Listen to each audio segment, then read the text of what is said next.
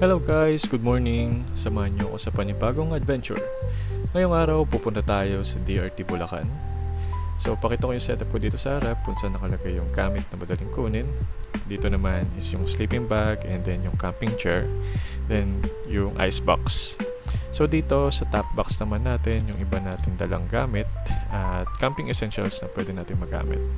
And also yung gas container natin in case of emergency since 4.2 liters lang itong si Max, yung Yamaha Lexi 155 natin. So tara, samahan nyo ko and let's start the adventure. So tuloy-tuloy lang ang biyahe natin ngayon guys kasi nakapagpa-full tank na tayo, no, gamit yung ating gas container kanina para from zero talaga yung start ng trip meter natin. And then check natin kung hanggang saan ba abutin yung full tank natin. Bali unang stop natin is Petron Regalado sa Novaliches, Quezon City. Since kasama natin yung mga kaklub natin sa Lexi Club of the Philippines, LCPI, at doon ang ating assembly point. So pumunta na tayo doon para kahit paano meron tayong ibang madadaanan bukod dito sa MacArthur Highway since based sa Google Map ang dadaanan natin is yung service road. So for now, enjoy muna natin itong biyahe.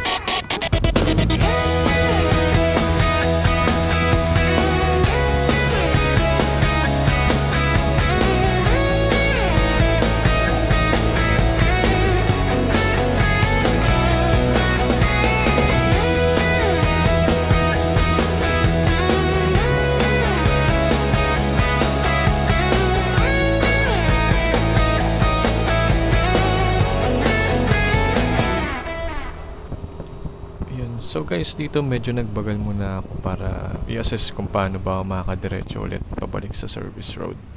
Since first time natin dumaan dito, hindi pa tayo gana familiar sa daan. So nag-observe muna ako ng mga road signs dito kung saan yung way nila. So meron naman tayong Google Maps at sabi dito diretso lang. So para lang at least sure tayo. So nakita ko yung nasa kanan na way is ibang way yun. So that's the time na dumiretso na ako dito since need lang natin ulit makapunta or makabalik sa service road. Then pagdawid, okay na, enjoy na natin ulit yung biyahe.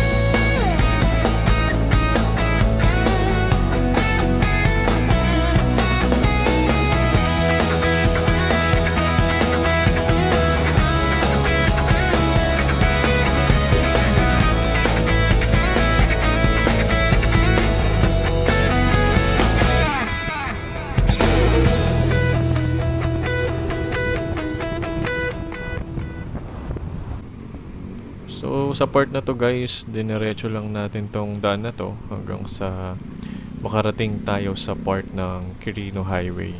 So dun sa part na yon, di na tayo nakapag-record.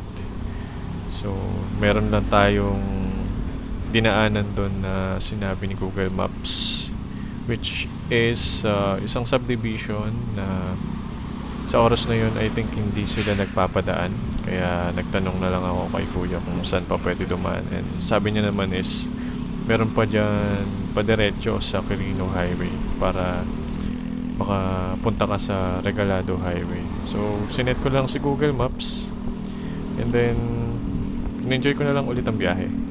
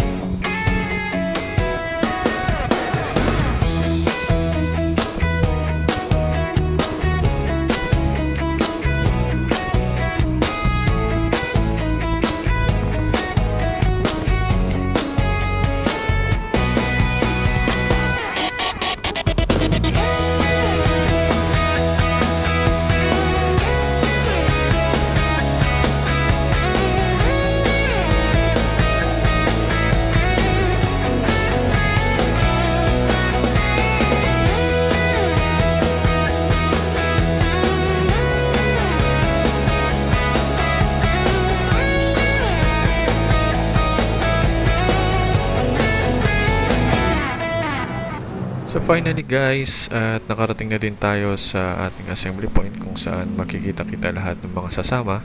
So maya't maya lang din ay unti-unti na din silang dumadating at nagpagas ng iba para tuloy-tuloy na ang biyahe natin mamaya. So dito guys, tapos na tayo mag-gear up at papunta na tayo sa next destination natin. And yung ride nga pala na to is nilid ng aming Vice President. So, tulad nga ng sabi ko kanina, this is the first time na makasama ko sila sa ride. Then, yung next destination natin is sa DRT Welcome Arc. So, meron na tayong ibang kasamaan doon na naghihintay sa atin.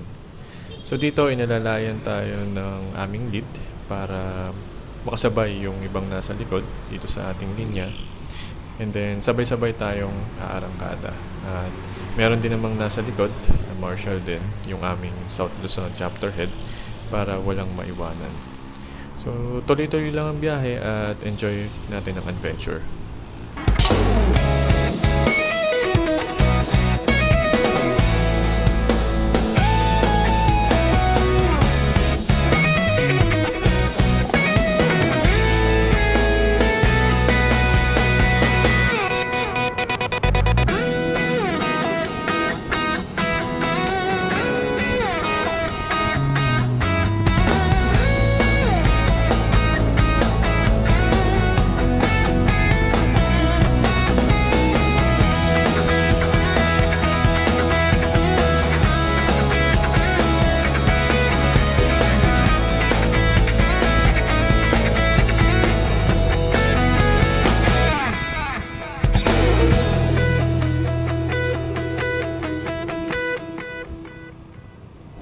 Okay guys, nandito na tayo sa DRT Welcome Arc. Then, nandito na din yung iba nating kasama na naghihintay sa atin. Bali, magpapahinga lang tayo ng sandali dito at i-plan kung ano yung next na gagawin. Kasi alam ko mamimili tayo mamaya at dadaan sa DRT Market ang pagkain at gamit para sa camping natin mamaya sa Dreamland.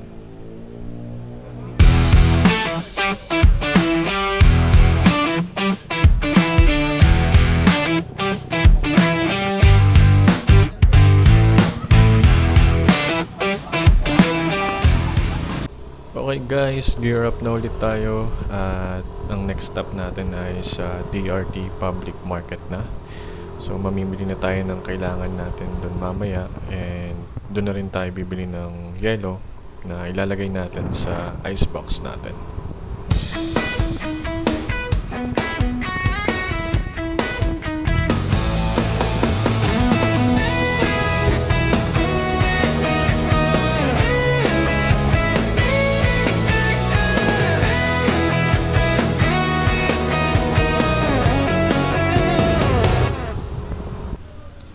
So guys, hindi na ako nakapag-record dito, no, kasi naghintay lang naman tayo sa labas at nakipagkwentuhan muna sa mga kasama natin about sa mga setup ng motor nila. So nakakatuwa dahil papunta pa lang ay madami na kaming napag-usapan at natutunan. Then next destination natin is Dreamland DRT na. So tara, samahan niyo ulit ako sa adventure na to.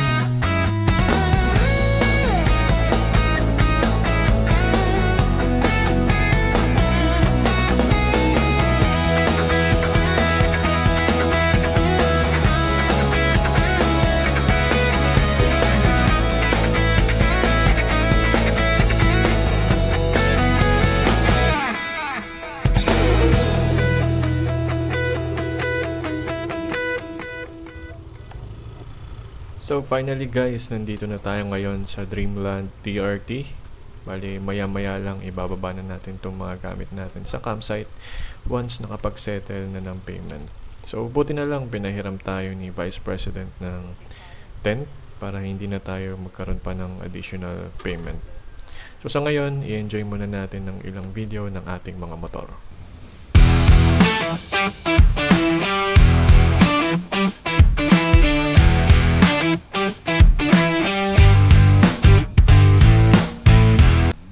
So guys, pinayagan na pala tayo mag-setup ng campsite dito dahil medyo alanganin dun sa part ng mga puno. And then nag-start na din sila mag-prepare ng aming kakainin for lunch habang nagkakwentuhan, and then nandito na din pala yung president namin. So habang nagsisetup pa ng tent yung iba naming kasama, meron na ditong nagluluto at nagpe-prepare ng ihawan para sa isang ulam namin mamaya.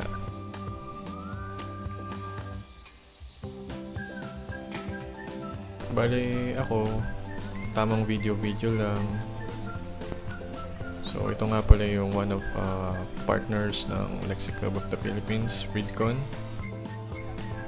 So dito, pagkatapos namin kumain, nagbigay ang ating president ng token of appreciation sa ating vice president bilang pasasalamat sa kanyang mga naging contribution. Isa din sa nabigyan ang chapter head ng South Luzon. Matapos ang simpleng programa, oras na para mag-relax.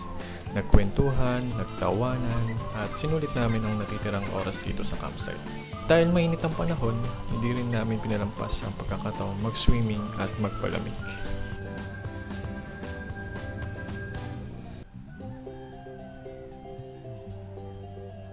So guys, huling araw na namin dito sa campsite. Maaga kami nag-ayos ng gamit at nag-almusal na din kami para makaalis agad.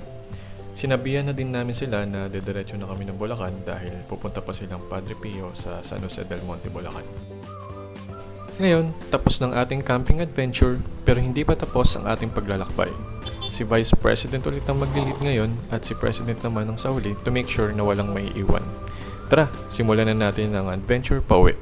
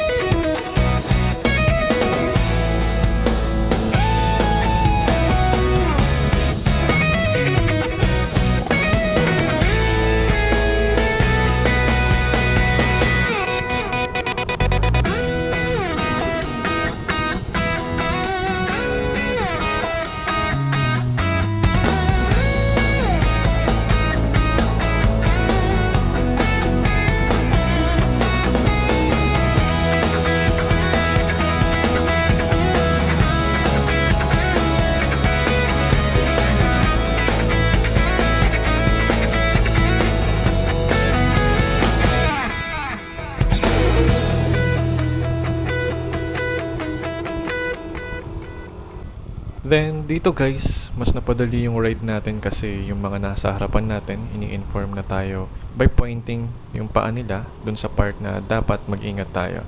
Then the same way, i-inform din natin yung nasa likod natin para tuloy-tuloy ang adventure natin sa biyahe.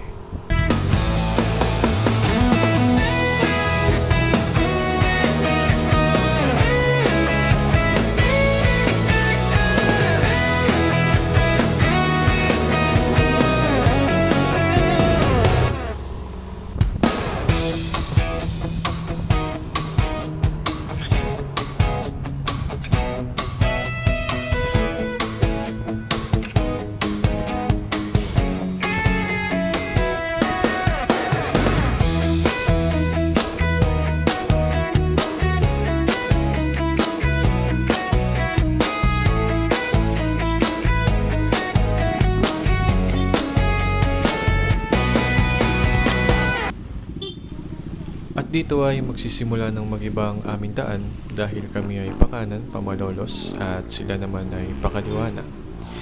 Hinintay na namin sila bago kami umalis ulit para makapagpaalam at mapagpasalamat na din sa kanila.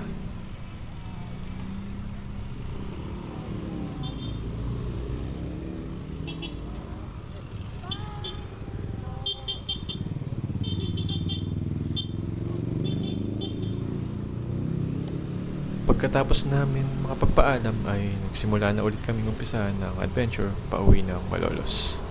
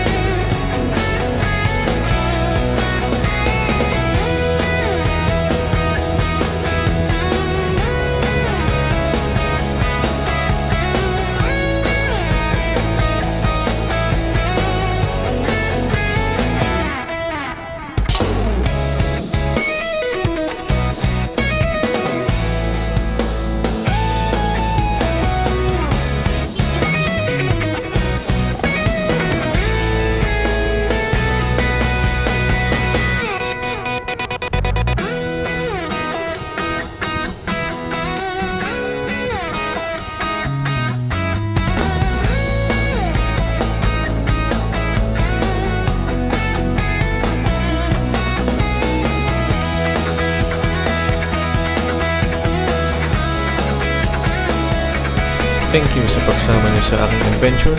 Patuloy tayong mag-explore ng mga kalsada, tumuklas ng mga lugar, at lumikha ng mga bagong alaala. Hanggang sa susunod na adventure. See you at ingat!